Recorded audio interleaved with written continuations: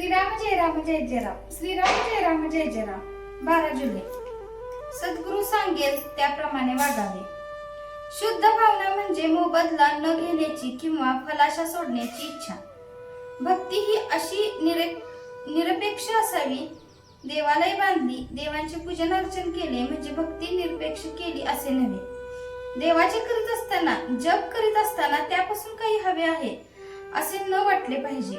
तुम्ही सर्व लोक भजन पूजन करता, परंतु हे सर्व कसे होऊन बसले आहे?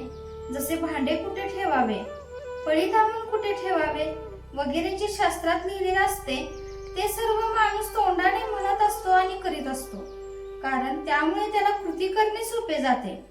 तसे आपण देवाचे करतो, परंतु ते केवळ केले पाहिजे म्हणून, ती आपल्या घरातील एक प्रथा आहे म्हणून, आपल्याला देव आवडतो म्हणून नव्हे.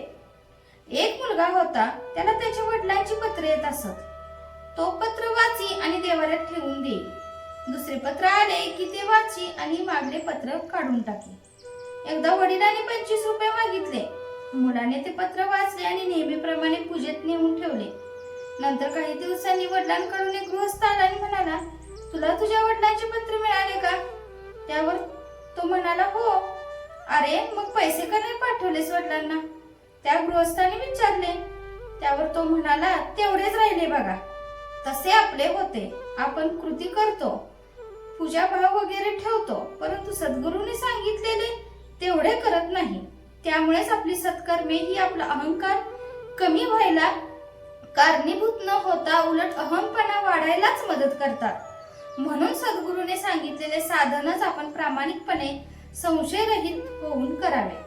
त्याकरिता व्यवहार सोडण्याची जरूर नाही. आपण व्यवहाराला सोडू नये, पण व्यवहारात गुंतू नये. युद्धात सारथ्याच्या हाती सर्व काही असते.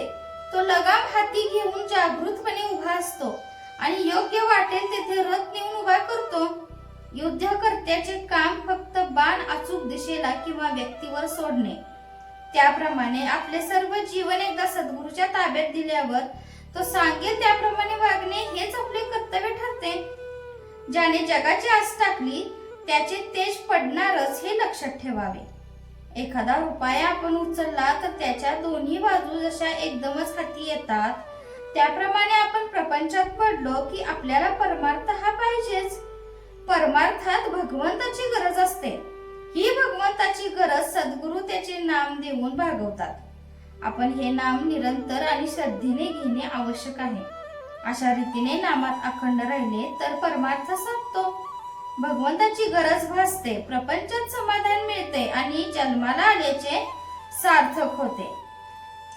जय जय रघुवीर समर्थ. आजचे बोधवाक्य.